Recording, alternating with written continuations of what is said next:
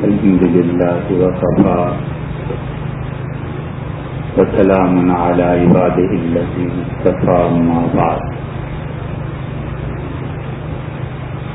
حضرت نوح علیہ السلام کا تذکرہ ہو رہا تھا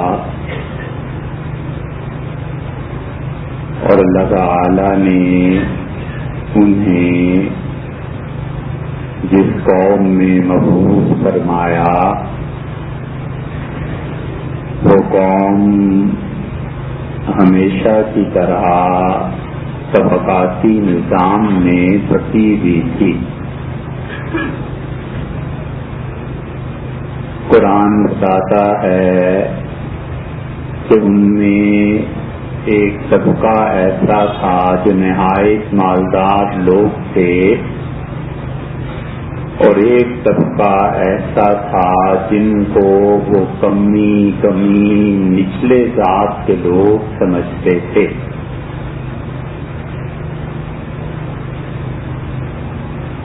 اور کائنات میں اللہ تعالی نے جو اصول مرتب فرمائے ہیں اللہ کے اصول کبھی نہیں چلتے. اللہ تعالی نے یہ طے فرمایا ہے کہ پانی نشیب میں رہے گا تو پانی ہمیشہ نیچے کی طرف جاتا ہے. الٹی طرف کو چلنے لگے تو یہ اللہ کی کوئی خاص بات حکمت ہوگی ورنہ پانی ہمیشہ نشیب میں بہتا ہے. ایسے ہی اللہ تعالی نے یہ نظام میں رکھا ہے کہ جو آدمی بھی ظاہر کی سطح سے اٹھ کے حقیقت کا ادراک کر لے اس کا تعلق پیسے سے نہیں ہے، اس کا تعلق کسی خاندان میں پیدا ہو جانے سے نہیں ہے، بلکہ انسان کی دانائی اور عقل پر مشتمل ہے. عقل جس چیز کا نام ہے عقل کہتے ہیں جو بھی اشیاء اور علم میسر ہے اس سے نتائج کا استنباط کرنا، یہ ہے عقل. ماں باپ موجود ہیں، عقل سے کام لے کہ اب ان کے وجود کی ہونے سے جو چیزیں ہیں اس سے نتیجہ کیا نکلتا ہے. اولاد موجود ہے، اس کے ہونے کا نتیجہ کیا ہے؟ یہ کہ والدین کے ساتھ اچھا سلوک کرے اور یہ کہ اولاد کی تربیت کرے. اب اس میں کیا دخل ہے اس بات کا کہ ایک آدمی چونکہ بہت امیر ہے لہذا اس کو حق ہے اور کوئی غریب ہے تو اس کو حق نہیں. یہ طبقاتی نظام کی کشمکش اس زمانے میں بھی تھی، ہمیشہ رہی ہے، ہمارے دور میں بھی ہے. اور دنیا میں جب ترقی پاتی ہیں اقوام اور معاشرے جو ترقی کرتے ہیں وہ اس سے بلند تر ہو کر سوچتے ہیں. اور حکومت وقت اور حکومت کی پالیسیز وہ کسی طرح اجازت نہیں دیتی کہ ایک طبقہ کروڑوں اربوں پتی بن جائے اور ایک طبقہ ان میں ایسا ہو جو نانے جوی کا محتاج ہو، جو کی روٹی نہ ملتی ہو. تو اتنا بڑا گیپ اور اتنی زیادہ دوری جب پیدا ہو جاتی ہے تو اس معاشرے میں نتیجے میں قتل عام ہو جاتا ہے، ڈاکے عام ہو جاتے ہیں. اس لیے انبیاء علیہ السلام جو نظام لاتے ہیں وہ لوگوں کو منع کرتے ہیں کہ اتنے پیسے مت جوڑ کے رکھو کہ تم کروڑوں اور اربوں کے مالک ہو جاؤ، جبکہ تمہارے شہر، بستی، کوچے، قریے اور گاؤں میں ایسے لوگ ہیں جو رات کے کھانے کے محتاج ہیں. تو یہ جو ڈسٹریبیوشن ہے ویلتھ کی، پیسے کی، دولت کی، یہ فساد پیدا کرتی ہے معاشرے میں، اور جب دولت زیادہ ہو جاتی ہے تو وہ آدمی گراؤنڈ فیکٹ، زمین کے حقائق دیکھنے سے اپنی آنکھوں پہ پردہ ڈال لیتا ہے۔ اسی لیے انہوں نے کہا کہ اے نوح، آخر کون سی ایسی بات ہے کہ تمہیں ہم پر فضیلت حاصل ہے؟ ما نراک الا بشر مثلنا، ہم کوئی چیز نہیں دیکھتے، تم ہمارے ہی جیسے ایک انسان ہو، اور کوئی چیز ایسی نہیں ہے کہ تم ہم سے برتر اور بہتر ہو اپنی سوچ میں، سوائے اس کے کہ جنہ معاذ اللہ تم پاگل آدمی ہو، ایک ایسے جہان کا بتاتے ہو موت کے بعد جو آج تک لوٹ کے کوئی آیا ہی نہیں۔ حضرت نوح علیہ السلام سمجھاتے رہے اور بتاتے رہے کہ دیکھو اپنی روش کو تبدیل کرو۔ نبی میں اور عام آدمی میں یہی فرق ہوتا ہے کہ انسان اپنے 5 حواس سے علم حاصل کرتا ہے اور کسی آدمی کے پاس 4 حواسوں۔ تو دنیا اسے بتاتی ہے کہ 5ویں حص موجود نہیں ہے، آپ میں کچھ کمی ہے، وگرنہ دنیا میں سب کچھ ہے۔ ایک آدمی کہتا ہے گائے کی آواز میں اور نور جہان کی آواز میں کیا فرق ہے؟ دوسرا کہتا ہے میاں کبھی گانا سنا ہے؟ وہ کہتا ہے میں تو پیدائشی بہ رہا ہوں۔ اب اس پیدائشی بہرے کو کون سمجھائے کہ 2 آوازوں میں کتنا فرق ہے؟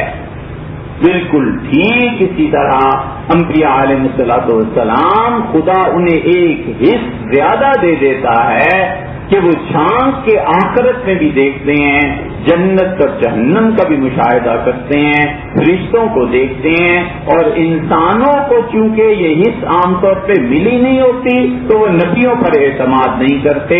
قرآن اسی لیے بالکل شروع میں کہتا ہے کہ یؤمنون بالغیب، ایمان والے وہ ہیں جو اس غیب حص پہ ایمان لاتے ہیں۔ وہ جانتے ہیں کہ ہم آنکھوں والے ہیں لیکن دل کی آنکھوں سے ہم محروم ہیں۔ وہ نبی کے پاس ایسے ہی تو نہیں، حضور صلی اللہ علیہ وسلم نے نماز میں کسی آدمی نے کچھ گڑبڑ کی تو آپ نے سلام کے بعد فرمایا کہ تم کیا سمجھتے ہو؟ وہ وضو کر کے جلدی جلدی بھاگتے ہوئے آئے تو حضور صلی اللہ علیہ وسلم تم کیا سمجھتے ہو؟ نہیں میرا، میں نماز میں جس طرح آگے دیکھ رہا ہوتا ہوں اسی طرح پیچھے بھی دیکھ رہا ہوں۔ وہ دل ہے، اس کو احساس ہے۔ سعد رضی اللہ عنہ خود اپنا واقعہ بیان کرتے تھے کہ میں جلدی جلدی وضو کر کے فجر کی نماز میں آیا اور رسول اللہ صلی اللہ علیہ وسلم نے سورہ روم کی تلاوت شروع فرمائی دوسری رکعت میں، اور آپ چند آیتیں پڑھ کے رکوع میں چلے گئے، اور نسائی کی روایت میں آتا ہے سلام پھیرنے پہ فرمایا کیا ہو گیا ہے لوگوں کو، وضو ٹھیک نہیں کرتے اور میری نماز میں گڑبڑ ہو جاتی۔ مقتدی اگر صالح ہوں، مقتدی اگر نیک ہو تو امام پہ اثر پڑتا ہے، اور مقتدی نماز پڑھنے والے فاسق و فاجر و معاذ اللہ تو جیسی قوم ویسا امام پھر یوں بھی ہو۔ انہوں نے ذرا سی وضو میں جلدی کی، اس کا اثر رسول اللہ صلی اللہ علیہ وسلم کے قلب مبارک پہ جا کے پڑا۔ نبیوں کا دل انبیاء علیہ السلام کا اتنا حساس ہوتا ہے۔ نوح علیہ السلام جانتے تھے کہ جس جگہ پہ چل رہے ہیں یہ آخر پہ پہنچ کے تباہی کا باعث بنے گی، اور وہی ہوا جو دنیا میں ہمیشہ ہوتا ہے۔ یہ آیت پہلے پہلے سمجھ میں نہیں آتی، اب بھی آپ میں سے بہت سے بچوں کو سمجھ میں نہیں آئی کہ جب عمر گزرتی ہے، جب کمبل بھیگتا ہے تو بھاری ہوتا ہے، عمر گزرتی ہے تو بہت سے حقائق کھلتے ہیں۔ آیت اس لیے سمجھ نہیں آتی کہ اللہ نے فرمایا جن قوموں پہ ہمارا عذاب نازل ہوتا ہے ان یہو سبیل الرشد، اگر انہیں تم ہدایت کا صحیح رستہ دکھاؤ گے لا یتخذوہ سبیلا، کبھی اس پہ نہیں چلیں گے، اور اگر تم گمراہی کی دعوت دو گے تو سب لوگ تمہارے ساتھ ہو جائیں گے۔ یہ جمہوریت کا ڈنڈورا پیٹنے والوں کو اس آیت پر بھی غور کرنا چاہیے۔ اگر خدا کی توفیق سے کبھی قرآن پڑھیں، اللہ نے فرمایا اکثرهم فاسقون، اور قوموں میں اکثر لوگ فاسق و فاجر ہوتے ہیں۔ اکثریت خدا کی نافرمان ہوتی. نوح علیہ السلام کے زمانے میں بھی یہی پیش آیا اور انہوں نے کہا کہ نوح کا جادلتا نا، تم ہم سے بہت لڑ چکے، ہماری تمہاری بہت پیسے ہو چکے، فاتنا بے ماتا ہی تم، یہ جو تو ڈراتا ہے نا کہ خدا کا عذاب لے آ. حد ہے پٹائی کی کہ کوئی آدمی اپنے منہ سے خدا کا عذاب مانگے. یہ اسی وقت ہوا کرتا ہے جب قومیں رشد اور ہدایت کی راہ چھوڑ کے گمراہی کو اپناتی.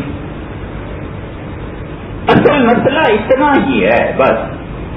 اسی لیے شیطان کے متعلق آتا ہے کہ لما قضی الامر، جب لوگوں جنت اور جہنم کا کام پورا ہو چکے گا تو لوگ شیطان کو لعنت کریں گے جہنم میں، کہیں گے تو نے پھنسوایا، جہنم میں لا ڈلوایا، لعنت ہو تجھ سے. تو اس سے کیا جواب دیا؟ اللہ 14ویں پارے میں قرآن میں کہتے ہیں کہ وہ کہے گا کہ اللہ ان دعوتکم، مجھے کیوں گالیاں دیتے ہو، مجھے کیوں لعنت ملامت کرتے ہو؟ اللہ نے دعوت دی یہ کام کرو، میں نے دعوت دی یہ کام کرو. اللہ ان دعوتکم فاستجبتم لی، تم نے میرے دسترخوان پہ آنا قبول کر لیا، تم میرے گھر آئے، تم نے میری دعوت کو قبول کر لیا، اللہ کی دعوت کو ٹھکرا دیا. فلا تلومونی ولوموا انفسکم، اپنے آپ کو گالیاں دو جنہوں نے غلط فیصلہ کیا. یہی ہوا کرتا ہے. حضرت نوح علیہ السلام کی قوم کے ساتھ بھی یہی ہوا اور اللہ نے انہیں فرمایا کہ آپ کشتی بنائیے. وہ کشتی تو کہنے کو تھی، جہاز تھا. قرآن کوئی لفظ ایسا استعمال نہیں کرتا جو کوئی غیر ضروری ہو، معاذ اللہ ایک حرف استعمال نہیں کرتا. اس لیے جو انجیل وغیرہ میں آتا ہے تو رات میں تو ایک کشتی تھی. اب ہمارے یہاں لفظ مشترک ہو گئے ہیں، وگرنہ قرآن کہتا ہے ذات الواح ودسر، اور کتنے بڑے بڑے تختے تھے اور کتنے بڑے بڑے کیل تھے جن سے نوح علیہ السلام نے اپنا بحری جہاز بنایا. قرآن کو کیا پڑی ہے یہ کہنے کی کہ وہ کہے کہ اتنی بڑی بڑی کیلیں تھیں اور اتنے بڑے بڑے تختے تھے؟ مطلب ہے کشتی یا جہاز ہے انہی چیزوں سے تیار ہوگا.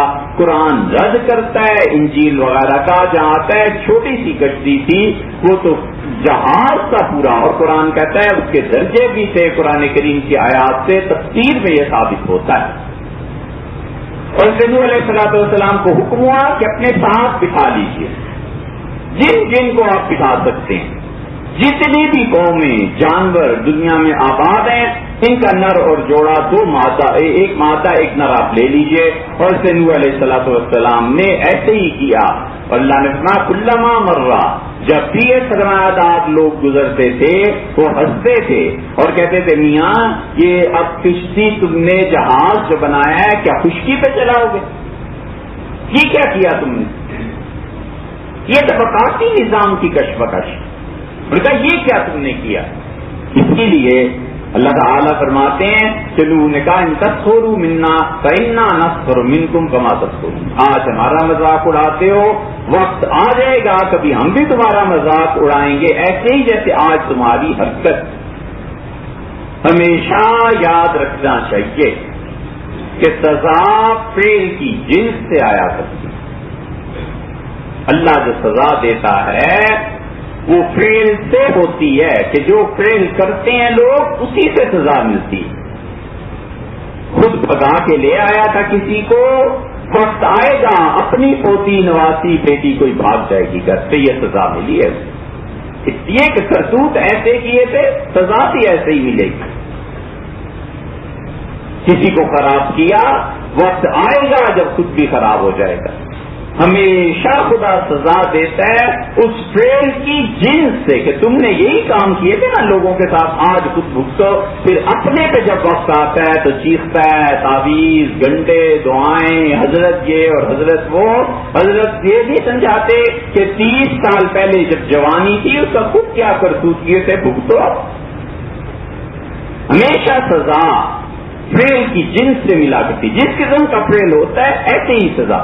لوگوں کا ناحق پیسہ مارتا ہے، اپنے پیسے بھی ڈوب جاتے ہیں، پھر لوگوں کو تنگ کرتا ہے، خود بھی ستایا جاتا ہے. یہ دنیا میں ایسے ہوتا نہیں میاں.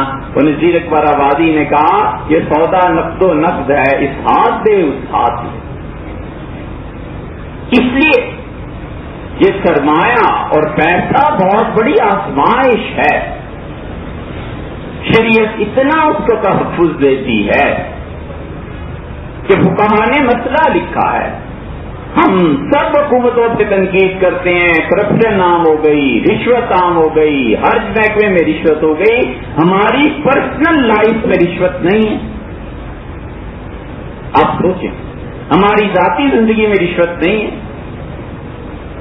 شریعت مسئلہ بتاتی ہے. کہاں زکوٰۃ کے باب میں یہ مسئلہ لکھتے ہیں کہ کسی لڑکے کو کسی لڑکی سے محبت ہو گئی، اور وہ کہتے ہیں کہ ایک صورت تو یہ ہے کہ ان کو پتہ ہے چچا زاد ہے، تایا زاد ہے، کل یہاں یقیناً میرا رشتہ ہونا ہے، یا منگنی ہو گئی، گھر والوں نے طے کر دیا، یا 100% یقین ہے رشتہ ہونا ہے. وہ اس کی خوشی کے لیے لڑکی لڑکے کو، لڑکا لڑکی کو کوئی تحفہ دیتے ہیں. وہ کہتے ہیں درست ہے، اس لیے کہ یقینی طور پر کل یہ میاں بیوی ہیں، منگنی ہو گئی، نکاح ہو گیا. اور فقہاء کہتے ہیں کہ کوئی یقین نہیں ہے، اور میں کہیں کالج اسکول یونیورسٹی میں دوستی ہے، یہ جو لے کے جاتا ہے نا تحفہ اس کے لیے، اور وہ جو لاتی ہے اس کے لیے تاکہ اس کا دل پر چاہے محبت عشق کا اظہار ہو. فقہاء نے لکھا ہے یہ تحفے دینا رشوت ہے، اصل مالک کے ملک سے نہیں نکلے، نہیں نکلتا پیسہ. اس سے 5,000 کا جا کے گفٹ کر دیا، اس لڑکی سے اس کے ناجائز تعلقات ہیں نہیں ہے، 5,000 کا گفٹ کیا ہے نا، فرض کر لو معاذ اللہ خدا بچائے وہ 5,000 کے گفٹ سے کیا، کوئی اور آ گیا، اس کا بھائی بھتیجا کوئی اور آ گیا، اس سے کہا انکل یہ آپ کیا کر رہے ہیں، یہ پیسے آپ کے ہیں، ہمارا بھی حق بنتا ہے، چھوڑیں اس کو. اور وہ چھین کے لے جاتا ہے. ٹھیک کرتا ہے اس لیے کہ یہ 5,000 رشوت ہیں. زمانہ بادشاہوں کا تھا نا. فقہاء نے مثالیں بھی اس طور کی لکھی ہیں.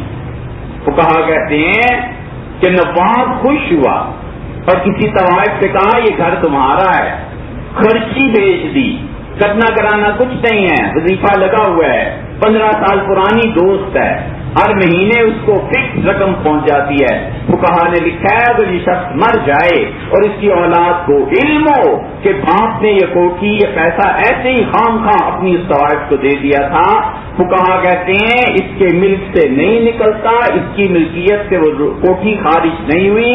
جائیں نالش کریں اور دعویٰ کریں عدالت میں، اور قاضی کو چاہیے کہ وہ کوٹھی اس سے چھین کے اصل بیوی اور ورثاء میں تقسیم کرے، اس لیے کہ ان کا حق بنتا ہے. اس کا کیا حق ہے؟ یہ رشوتیں جو ہمارے بچے نجی زندگیوں میں دیتے ہیں اس سے کوئی نہیں بولتا.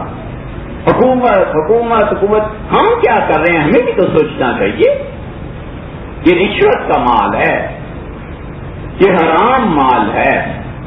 فقہاء کہتے ہیں اس کے قبضے سے نکلتا ہی نہیں ہے، اس کا مالک بننا یا مالکہ بننا ہی ناجائز ہے اصل میں.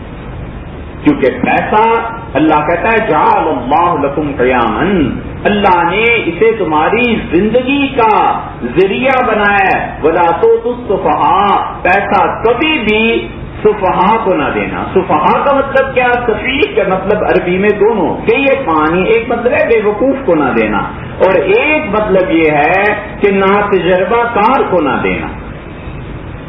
اس موقع پہ بے وقوف نہیں کہا، ممکن ہے عقل مند ہو تجربہ نہیں ہے، ایک آدمی کو تجربہ ہی نہیں ہے اور وہ کہتا ہے کہ جی میں کپڑے کی دکان کھولتا ہوں، جس کے ساتھ 10 لاکھ انویسٹمنٹ کرتے ہیں. دوسرے نے کہا یار بڑے نیک شریف آدمی انویسٹمنٹ لے لو، اور اسے کپڑے کا تجربہ نہیں، وہ جتنا بھی نیک ہو سجدے سے سر نہ اٹھاتا ہو، 10 لاکھ آج نہیں تو کل ڈوب کے رہے گا. اللہ کہتے ہیں مت اپنا پیسہ نہ تجربہ کار لوگوں کو. جعل اللہ لکم قیاما، اللہ نے اسے تمہاری زندگی کا ذریعہ بنایا ہے. تو اپنی شہرہ خود ہی آدمی کاٹے تو مرے گا نہیں تو اور کیا کرے گا. اسی لیے حضور اکرم صلی اللہ علیہ وسلم نے ہمارے نزدیک تمام مالی جرمانے منسوخ کر دیے تھے. یہ جتنے مالی جرمانے ہوتے ہیں، چالان لیتے ہیں پیسہ، یہ سارے کا سارا لوگوں کی ملکیت سے نہیں نکلتا. وہ 500 روپے جو لیے ہیں وہ 500 زیادہ سے زیادہ گورنمنٹ یہ کر سکتی ہے کہ میاں آپ پہ 1000 روپے کا جرمانہ ہوا ہے، یہ 1000 روپیہ چیک کاٹ دیتے ہیں، 5 سال بعد کیش تم لے لینا بینک سے، تاکہ 5 سال 1000 سے فائدہ نہ اٹھا سکے. یہ نہیں ہو سکتا کہ گورنمنٹ 5000 لے لے، 1000 لے لے، 2-4000 لے لے. اس لیے کہ پیسہ ہر آدمی کی اپنی چیز ہے، اسی لیے شریعت منع کرتی ہے. کہ دوسرے کے سورس آف انکم کو مت پوچھو، مت دخل دو. بہت سے مقاصد اس سے پیدا ہوتے ہیں، اور اسی وجہ سے انبیاء علیہ الصلوۃ والسلام جو آیا کرتے ہیں ہمیشہ سرمایہ دارانہ طبقے کی طرف آیا کرتے ہیں. ایک تفسیر مفسرین نے کی ہے، وہ کہتے ہیں مفسرین کہ قرآن کہتا ہے کہ امرنا مترفیہا، ہم ہر سوسائٹی میں جو بڑے لوگ ہوتے ہیں جو ملکوں کو الٹ پلٹ سکتے ہیں ان کے لیے نبوت کو بھیجا کرتے ہیں. فَخَسَفُوا فِيهَا، اس لیے کہ عوام ان کے تابع ہوتے ہیں. میڈیا میں ایک رومال کوئی لپیٹ لے تو پورے شہر میں لڑکے رومال لپیٹ لیتے ہیں، اس لیے کہ میڈیا کی پاور ہے نا، طاقت ہے. اللہ کہتا ہے امرنا مترفیہا، جو بڑے بڑے سرمایہ دار، وزراء، حکمران، ان کی طرف نبوت کو ہم بھیجتے ہیں تاکہ تم اس دعوت کو قبول کرو. تم کرو گے تو پبلک ٹھیک ہو جائے گی. اسی لیے حضور صلی اللہ علیہ وسلم نے خط لکھا شاہ روم کو، عیسائیوں کے بادشاہ کو، اور اس میں لکھا کہ تم اسلام کو قبول کر لو تو تمہیں سلامتی ہے، اور اگر آپ اسلام کو قبول نہیں کرتے تو آپ کی رعایا کا گناہ بھی آپ پر پڑے گا. یہ وہ چیز مسلمانوں میں جب سوال آیا تو زار تھا، یہ کمیونسٹ جو انقلاب ہے اس سے پہلے زار ہوا کرتے تھے. ایک زار نے کہا جب بڑی بادشاہت اس کی ہو گئی، حکمرانی سب چیزیں اس سوار ہو گئی، ملک میں امن ہو گیا، تو اس نے کہا میں نے کوئی مذہب اختیار کرنا ہے. یہودیوں کو بلا کے پوچھا کہ تمہارا کیا مذہب ہے؟ انہوں نے کہا ہفتے کے دن کوئی کام نہیں کرنا، بیکار بیٹھے رہا کرو، فارغ، کچھ نہیں. اس سے کبھی یہ نہیں ہو سکتا، مجھے تو روز کام ہوتے ہیں. مسلمانوں سے بلا کے پوچھا کہ تمہارا کیا مذہب ہے؟ مسلمانوں نے کہا ایک سور چھوڑ دو اور ایک شراب چھوڑ دو، یہ دو چیزیں چھوڑنی پڑیں گی تب اسلام پورا ہوگا. اس نے کہا یہ تو میری رضا ہے، میں تو نہیں چھوڑ سکتا. عیسائیوں کو بلایا ایک دن پھر، عیسائیوں نے کہا کوئی حرج نہیں، آپ یہ سارے کام کرتے رہیے، چرچ میں آنا ہے اور بائبل کو روز پڑھنا ہے، اور یہ اسلام کی تعلیمات ہیں، بیماروں کا علاج کرنا ہے، اپنا کرنا ہے، اپنا کرنا ہے. پازیٹو سائڈ پیش کی انہوں نے، اور اس ذات نے عیسائیت کو قبول کیا. لکھا ہے کتابوں میں کہ 9 کروڑ سے زیادہ لوگوں نے عیسائیت کو قبول کر لیا چند سالوں. یہ ہوا کرتا ہے کہ لوگ نیگیٹو سائڈ کو اپناتے ہیں، مذہب کا خول چڑھا دیتے ہیں کہ مذہب ہے. حضور صلی اللہ علیہ وسلم کے پاس لوگ آئے آخری عمر میں، انہوں نے کہا اللہ کے رسول اسلام قبول کرتے ہیں، نماز نہیں پڑھیں گے. حضور صلی اللہ علیہ وسلم مجھے منظور ہے. صحابہ رضی اللہ عنہ کہتے ہیں ہم حیران رہ گئے کہ جس نماز کا اتنا حکم قرآن میں آیا ہے حضور صلی اللہ علیہ وسلم کو بھی اجازت دی تھی. مسند احمد کی روایت ہے، یہ آج کیسے اجازت دے دی؟ ہم نے پوچھا تنہائی میں کہ اللہ کے رسول ان کو آپ نے اجازت دے دی، آپ نماز چھوڑو. جب مسلمان ہو جائیں گے، یعنی مطلب ہم لوگوں میں رہیں گے، تو خود ہی ان کا دین انہیں ایمان پر بھی لے آئے. اسی لیے فقہا کہتے ہیں کہ جو بچے وقت دیکھے بغیر سبوت کے فجر کی نماز پڑھ لیتے ہیں، انہیں صرف مسئلہ بتاؤ کہ بیٹے جب سورج طلوع ہو رہا ہوتا ہے تو اس وقت نماز نہیں ہوتی، لیکن روکو نہیں، انہیں کہو جس وقت بھی اٹھو نماز پڑھ لو. امام ابو حنیفہ رحمۃ اللہ علیہ کے نزدیک نہیں ہوتی تو اور اماموں کے نزدیک ہو جاتی. یہ کیا وجہ ہے؟ وجہ یہ ہے کہ دین کو داعی جس رنگ میں پیش کرے گا دوسرا سنتا ہے، اس پہ اثر ہوگا، وہ اس کو قبول کرے گا. اسی لیے خدا حکمرانوں کی طرف دین بھیجتا ہے کہ جب تم ٹھیک ہو جاؤ گے تو تمہاری رعایا بالکل ٹھیک ہو جائے گی. اور اگر شاہ روم کیسر بادشاہ تم اللہ کے دین کو نہیں مانو گے تو عام عوام کا گناہ بھی تم پہ پڑے گا. یہی نوح علیہ الصلوۃ والسلام فرماتے رہے حتیٰ کہ سیلاب آیا اور تباہی اور بربادی.